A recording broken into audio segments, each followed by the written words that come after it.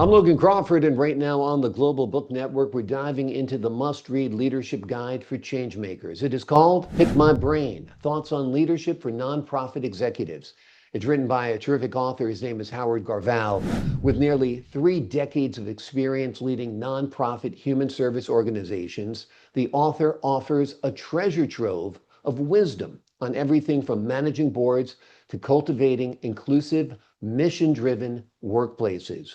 Whether you're a new executive, a seasoned CEO, or aspiring changemaker, this insightful book is your playbook for authentic and effective leadership. We're delighted to have this very talented author join us here today. We thank the team at Atticus Publishing for helping us put him on TV today. And we ask viewers like you to support authors like him by subscribing to our channel and by purchasing his amazing book. The links are below this interview. Howard, thank you so much for joining us here today. Great to be here, Logan, and thank you for having me. Great to have you on the show. Looking forward to picking your brain, as a matter of fact. So Right, that's a good. great title for your book. I can't tell you how many times I've said that to people. Pick my brain, ask me questions, and I'll Right. be happy to help you. Let's give the folks at home an overview of your background as to why they'd want to pick your brain. It's quite extensive. Sure, sure. Well, I started out as a high school Spanish teacher, Mhm. and it was not really my career path. I enjoyed it, but it wasn't really for me. And then I really discovered that helping others, I worked with some youth in the high school that I taught in, doing some groups with them, counseling groups, and realized that that was where I wanted to devote my career. So that led me to the School of Social Work at the University of Michigan, great school of social work. And that's where I began my social work career. Mm. So that's back to 1973. Hmm. Yeah. And Wow. at that time, if you told me I'd be in management or leadership, I would have said you're crazy. I wanted to be a therapist. I was going to help families. I was going to help individuals. I was going to do group therapy. And actually, I did that for about 13 years. But then I moved into a middle management role at Family Service of Greater Boston, my first organization out of social work school. And from there, I began to uh, understand management, middle management, which is some ways the toughest role there is, because you have to support the top administration, the executive leadership, but you also have to advocate for your staff who report to you. So that's why you're in the middle. And it's a challenging role, but I had to do real estate. I had to be responsible for the whole operation of the organization, that my specific office of the organization. And then an opportunity came up, and I applied for a more senior leadership position, and that led me to the Village for Families and Children in Hartford, Connecticut. At that time, it was called Child and Family Services. And I say that because the organization I finished my career at was called Child and Family Service in Hawaii. And there I was uh, in a senior leadership position for the first time. And I eventually, after 5 years, I was promoted to Chief Operating Officer and responsible for the overall management of the organization, reporting to my CEO who hired me. And when he retired in 2002, they did a national search, and I was fortunate enough to be selected as the new CEO of the organization, where I spent a wonderful 18 years. But then an opportunity came up for me to go to an organization as the CEO from outside the organization, not from within. And I thought that would be a great additional experience for my career. And the opportunity was in Hawaii. Mm. Uh, and it was quite an experience. The interview process, everything was amazing. And then fortunately, they selected me. And so in 2006, I made the move and became the CEO of, as I said, Child and Family Service in Hawaii.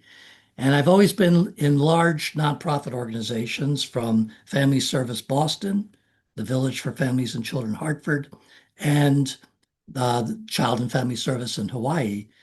They were all large multi-service organizations, so I was very comfortable running a large organization. They were also old, well-established organizations. Actually, Hawaii was the youngest. 1899, it just celebrated its 125th anniversary, and I was out there in February to. They wanted former CEOs to be there to celebrate that anniversary.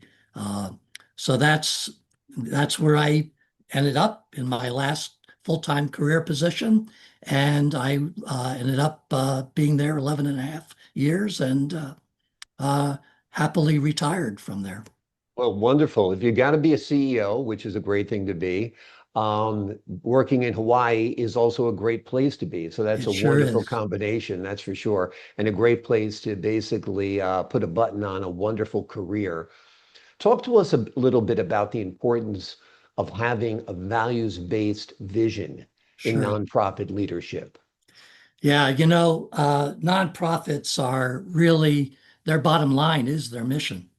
Mhm. You want people both leading the organization, but working in the organization, and even on the boards of the organization, boards of directors, who have a passion for that mission.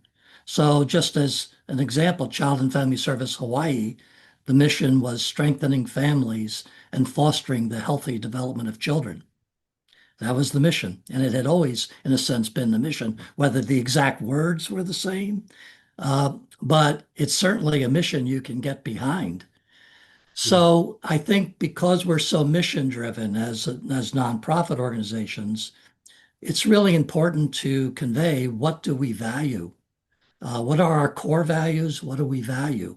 And I think our staff in nonprofit organizations look to the leaders to set the tone, to say this is what they want to know what you stand for as a leader. And so that's why I emphasize as the first chapter of my book, I emphasize the importance of establishing your values so they understand who you are as a person and as a leader and what kind of organization you want to create and also be part of. Because you're not just creating it, you're also being a part of it. And and then it needs to align with the organization's values. Right. So You're not that's making really pens, important. you're helping children, which is a very, very noble cause. So it's different in many ways from the for-profit world. Leadership qualities tend to be, I think, universal, but I think having a values-based vision for your corporation is somehow easier when you know at the heart of it is the well-being of children, which is Yes. wonderful as well. Talk to us a little bit about your advice for nonprofit executives who deal with difficult boards, and they can be difficult from time to time. Well, yeah, that can be an issue. I've been very blessed and fortunate, mostly to not have that problem. But I think first of all, the critical thing is the relationship the CEO develops with the board president or board chair. That person really has to lead the board. And if there's a problem within the board, the CEO needs to partner with that person to try to address that problem. And a best practice in nonprofit organizations is to have a board governance committee, Mm. which really looks at uh, building the right kind of board for the organization, looking at what skill sets are needed, what influences are needed, what geographic representation maybe is needed, what kind of different cultures are needed to be on the board. And that committee has a key role working with the CEO to build the board in a way that you need it to be. And if you need to be more of a fundraising board, it needs to step up to bringing people on who are willing to fundraise and are open to doing that. But that board governance committee is also responsible for doing an evaluation of the board. So in a good board governance committee, they not only evaluate the full board and how is it functioning. And they ask every board member to weigh in on that. But they also evaluate individual board member participation. Mhm. And with an eye to looking at, are we utilizing all of your talents as best we can?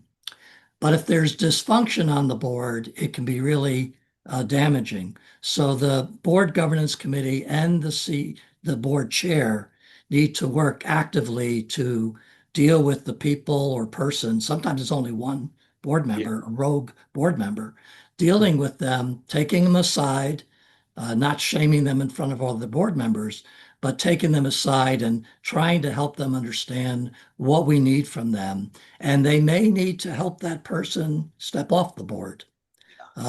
Because I've seen on leadership teams, and I talk about that in my book, I've seen one leader who's negative and oppositional really do a lot of damage to building trust on a leadership team.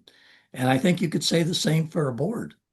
Uh, so that's some of what I would say about that. Well, I think it's great advice across the board, so to speak. Let's Yeah. talk about the importance of mentorship in this field. I Yes. feel in every occupation, mentorship is vital if you're going to grow an organization and have people vested in its mission, but particularly in the nonprofit world. Yeah, I think it's really critical. And I was blessed to have a couple of key mentors. They were my supervisors, so they weren't officially called mentors. But they clearly, besides providing me opportunities for education, further education about leadership and management. They also modeled the way. They mentored me and coached me around what I was doing as a leader. And in many cases, they set good examples for me to follow and adopt as a leader. So we don't pay enough attention in the nonprofit world, I think, to building a succession plan within the organization. And mentoring can be a key component of that. So, besides sending promising new leaders to leadership training and management training and so on, we need to also be prepared to mentor them and really help them focus on their leadership development, not just supervise their day-to-day work, but really look at how are they growing as a leader? Where could they even do better? How could they improve as a leader? What are their career aspirations in the area of leadership? And so it's interesting in the book, I also talk about Big Brothers, Big Sisters as an organization. Years ago, they did a research study, and of course, they match a big brother or big sister with a little brother, little sister, and that's all mentoring. Yeah. And they did a research study of that mentoring years ago and proved it was very effective. So there's even good research behind it. Um, but that's really what why I think mentoring is such an important component of leaders' roles. I think, as I talk about in the book, we have a responsibility as leaders to prepare the next generation of nonprofit leaders. I mean, some have more, maybe more natural talents than others for that. Some aspire to that, some don't. But we can do a lot to help them grow and aspire to moving into senior and executive leadership roles, which is really what I've been about. Let me ask you this. What leadership advice do you wish you had when you started your career? Wow, when I started my career. Hmm.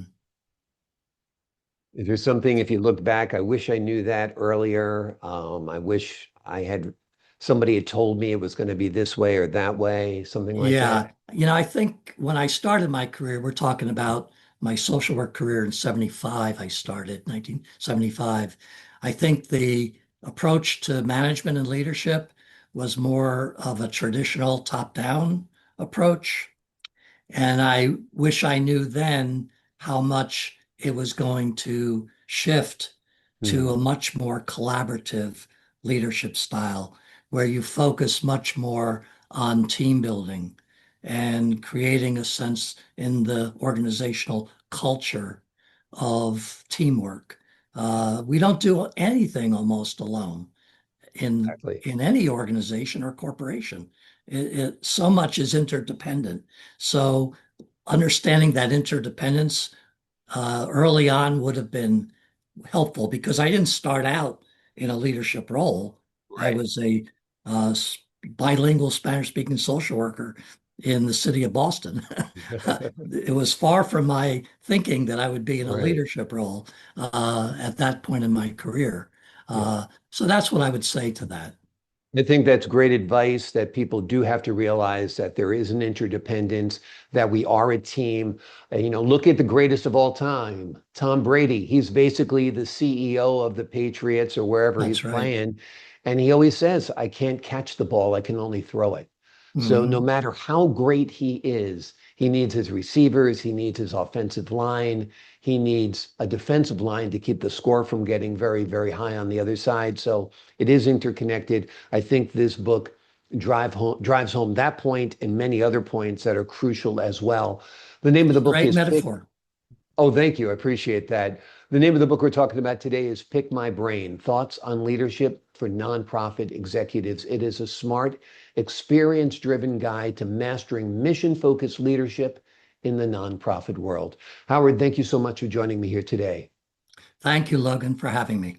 I appreciate your insight and your wisdom. To the folks at home, I'm Logan Crawford for the Global Book Network. So long for now.